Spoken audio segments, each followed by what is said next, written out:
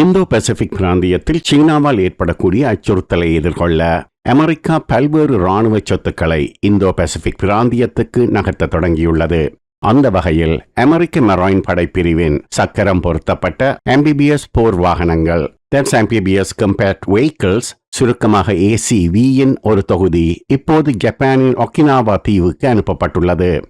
அமெரிக்க marine படைப்பிரிவின் Pacific theatre சொத்துக்களை நவீனமயமாக்குவதில் ஒரு முக்கிய படி என்று இந்த நகர்வு கூறப்பட்டுள்ளது. தரையிலும் தண்ணீரிலும் இயக்கப்படும் ACV இராணுவ வாகனங்களின் வருகை எதிர்காலத்தில் உயர்நிலை போருக்காக அமெரிக்க மெரைன் படைப்பிரிவை விரைவாக மறுசீரமைக்கிறார்கள் என்பதை காட்டுகிறது.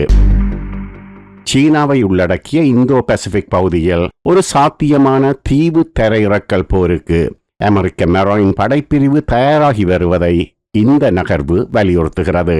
இந்தோ பசிபிக் பிராந்தியத்தில் தாய்வானை சீனா ஆக்கிரமிக்க போர் ஒன்றை தொடங்கி அந்த போரில் அமெரிக்கா நேரடியாக தொடர்புபட்டால் அங்கு தீவு தரையிறக்கல் போர் மிக முக்கியமானதாக இருக்கும். அப்போது தரையிலும் தண்ணீரிலும் இயக்கப்படும் ACV இராணுவ வாகனங்களின் திறன்கள் மிகவும் அவசியமானதாக இருக்கும். சீனா போரை தொடங்கினால் தீவு தரையிறக்கல் போர் முக்கியமானதாக இருக்கும் என்று ஏன் கூறுகிறோம்? அதற்கு 2 காரணங்கள் உள்ளன. தாய்வான் ஒரு தீவு என்பது ஒரு காரணம். அதைவிட முக்கிய காரணம், தாய்வானை சுற்றி தாய்வானுக்கு சொந்தமான பல தீவுகள் உள்ளன. தாய்வானை ஆக்கிரமிக்கும் நோக்கத்துடன் சீனா ஒரு போரை தொடங்கினால் அவர்கள் தாய்வானின் பிரதான பகுதியை ஆக்கிரமிப்பதற்கு முன் தாய்வானை சுற்றியுள்ள தாய்வானுக்கு சொந்தமான தீவுகளை முதலில் ஆக்கிரமிப்பார்கள். அதை எப்படி கூறுகிறோம்? அதற்கும் 2 காரணங்கள் உள்ளன. முதலாவது காரணம், பிரதான தாய்வான் தீவில் பாதுகாப்பு ஏற்பாடுகள் அதிகம் உள்ளன. வான் பாதுகாப்பு சாதனங்கள், தரை தடுப்புகள் என்று பல விஷயங்களை சீன படைகள் எதிர்கொள்ள வேண்டும்.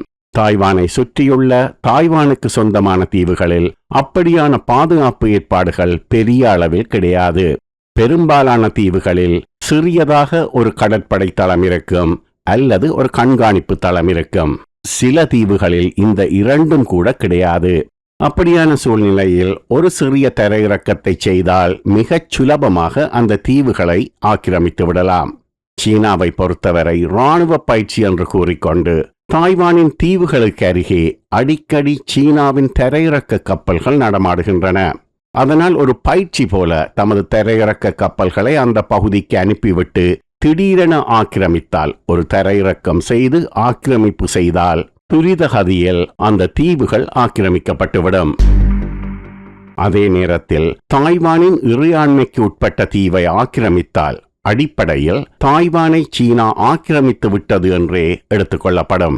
தாய்வானுக்கு சொந்தமான தீவுகளை ஆக்கிரமித்துவிட்டு சரணடையுமாறு அறிவிப்பார்கள்.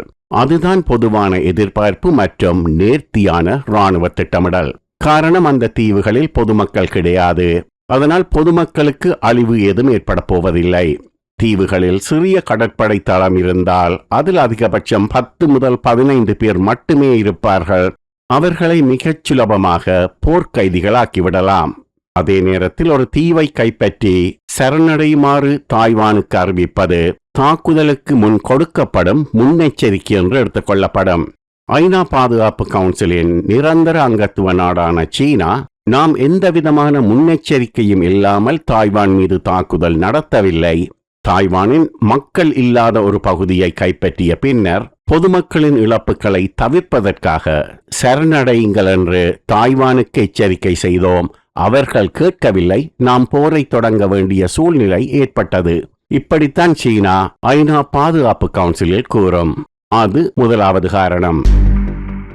2வது காரணம், தாய்வானின் பிரதான பகுதியை ஆக்கிரமிப்பதற்கு முன் தாய்வானை சுற்றியுள்ள தாய்வானுக்கு சொந்தமான தீவுகளை முதலில் ஆக்கிரமிப்பது ஆற்றின் ஆழத்தை அறிய ஒரு காலை விட்டு பார்ப்பது போல.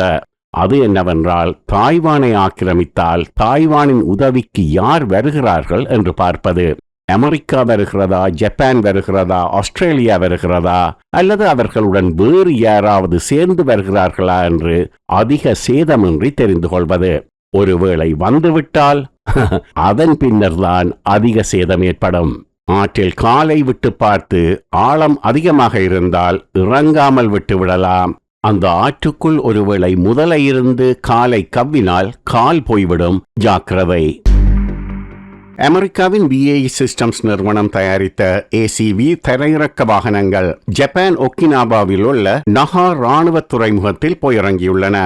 அடுத்து வரும் நாட்களில் இந்த வாகனங்கள் தெற்கு ஒக்கினாவில் உள்ள நகா ராணுவ துறைமுகத்திலிருந்து மேலும் வடக்கே உள்ள கேம்ப் ஷ்வாப் வரை சாலை வழியாக சுமார் 85 கிலோமீட்டர் பயணத்தில் கொண்டு செல்லப்படும்.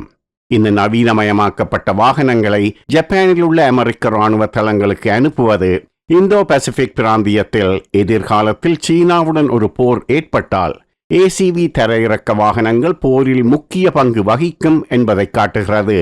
சில அமெரிக்க மூத்த ராணுவ அதிகாரிகள் அடுத்த சில ஆண்டுகளுக்குள் சீனாவின் ஆக்கிரமிப்புக்கு எதிராக ACV தரையிறக்க வாகனங்களை பயன்படுத்த வேண்டிய அவசியம் ஏற்படும் என்று நம்புகிறார்கள்.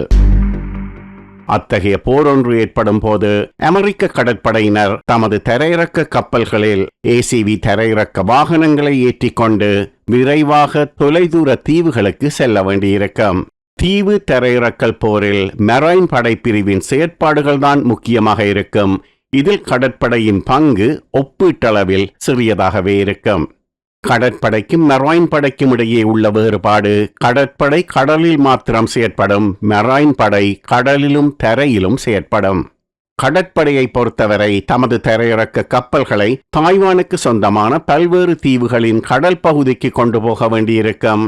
கடலின் ஆழம் 6 அடி என்ற அளவு வரை கடற்படையின் தரையிறக்க கப்பல்கள் போகும். அதன்பின் கப்பலின் அடிப்பகுதி திறக்க ACV தரையிறக்க வாகனங்கள் ஒவ்வொன்றாக தண்ணீரில் இறங்கி தீவுகளின் கரைகளை நோக்கி நீந்தி செல்லும். கரையை சென்றடைந்தவுடன் ACV தரையிறக்க வாகனங்கள் தண்ணீரிலிருந்து தரையில் ஓடத் தொடங்கும். ACV தரையிறக்க வாகனங்கள் ஒவ்வொன்றுக்குள்ளும் 13 மெரைன் துருப்புக்கள் வரை ஆயுதங்கள் தரித்தபடி இருப்பார்கள். தீவில் செய்யப்பட வேண்டிய ராணுவ நடவடிக்கை முடிந்த பின் தரையிலிருந்து மீண்டும் தண்ணீரில் இறங்கி கடற்படையின் தரையிறக்க கப்பலை சென்றடையும் ACV தரையிறக்க வாகனங்கள்.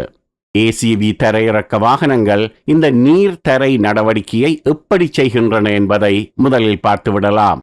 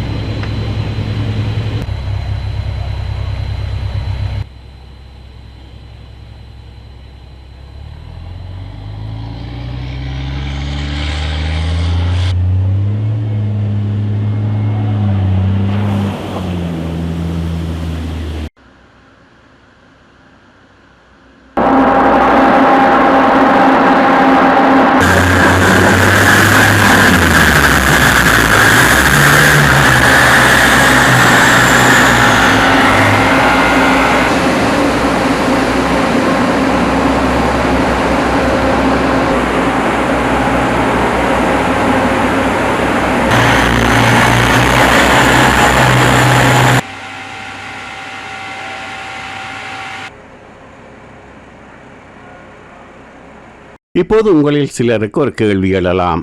கடற்படையின் தரையிறக்க கப்பல்கள் ஒரு தீவின் கரை வரை போக முடியாதா? நிச்சயமாக முடியும்.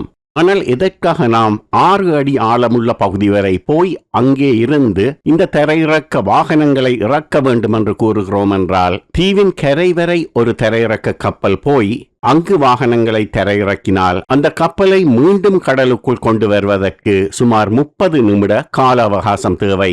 தாய்வானை சுற்றி பல தீவுகள் இருக்கின்றன. ஒரே தரையிறக்க கப்பல் வெவ்வேறு தீவுகளுக்கு போவதென்றால் சுலபமான வழி 6 அடி ஆழமுள்ள கடலில் நிறுத்தி இந்த வாகனங்களை இறக்கிவிட்டு மீதி வாகனங்களை மற்றொரு தீவுக்கு கொண்டு செல்வது. இந்த ACV தரையிறக்க வாகனங்களில் வெவ்வேறு வகைகள் உள்ளன. ACV P என்பது அடிப்படை வாகனம். இது ஏசிவியின் பல மிஷன் ரோல் வகைகளில் ஒன்று. மற்றையவை ACV-C என்பது கட்டளை மற்றும் கட்டுப்பாட்டு வகை. C stands for Command and Control. மற்றொன்று ACV-R, இது மீட்பு மாறுபாடு. And that R stands for Recovery Variant. இதைவிட ACV-30 என்று ஒரு ரகம் இருக்கிறது. அதில் மேம்பட்ட 30mm பீரங்கி பொருத்தப்பட்டிருக்கும். அதே நேரத்தில் அனைத்து ACV தரையிறக்க வாகனங்களிலும் பீரங்கிகள் உள்ளன. ஸ்ட்ரெச் புஷ்மாஸ்டர் டியூல் ஃபெட் பீரங்கிகள் அமெரிக்க மெரைன் படையில் உள்ள வாகனங்களில் பொருத்தப்பட்ட மிகப்பெரிய பீரங்கி அதுதான். அதே பீரங்கிதான் அமெரிக்க மெரைன் கடற்படை பயன்படுத்தும் M1 Abrams டேங்கிலும் உள்ளன. சரி, அப்படியானால் இவ்வளவு நாளும் அமெரிக்க மெரைன் படைப்பிரிவு தமது தரையிறக்க நடவடிக்கைகளுக்கு என்ன வாகனங்களை பயன்படுத்தியது? அதை AAV என்று சொல்லுவார்கள், அசால்ட் ஆம்பிபியஸ் வெஹிக்கிள்ஸ். அவை சற்று பழையவை. அந்த பழைய வாகனங்கள் இப்போது ஜப்பானில் உள்ளன. அவற்றை மாற்றீடு செய்ய போகின்றன இந்த புதிய ACV வாகனங்கள். இப்போது அந்த பழைய வாகனத்தின் செயற்பாடு எப்படி இருக்கிறது என்பதை ஒரு முறை பார்த்து விடலாம். அவற்றுக்கும் புதிய வாகனங்களுக்கும் இடையே உருவத் தோற்றத்தில் பெரிதாக வேறுபாடு கிடையாது. முக்கிய வேறுபாடு என்று பார்த்தால், புதிய வாகனங்களுக்கு தரையிலும் கடலிலும் வேகம் அதிகம். அதைவிட இதில் பொருத்தப்பட்ட பீரங்கி சக்தி வாய்ந்த பீரங்கி. பாதுகாப்பு அம்சத்திலும் புதிய வாகனம் மேம்பட்டது. அதன் காணொளியில் நீங்கள் ஒரு விஷயத்தை கவனித்திருக்கலாம். முன்பகுதியில் 2 முக்கோணம் போன்ற உலோக மூடிகள் காணப்படுகின்றன. அது ஒரு தரையிறக்க நடவடிக்கையின் போது தரையில் கண்ணிவடிகள் இருந்தால் வாகனங்களுக்கு உள்ளே இருப்பவர்களுக்கு பாதுகாப்பு கொடுப்பதற்காக புதிதாக போடப்பட்டுள்ளது. இப்போது நாம் பழைய வாகனத்தை ஒரு முறை பார்த்து விடலாம்.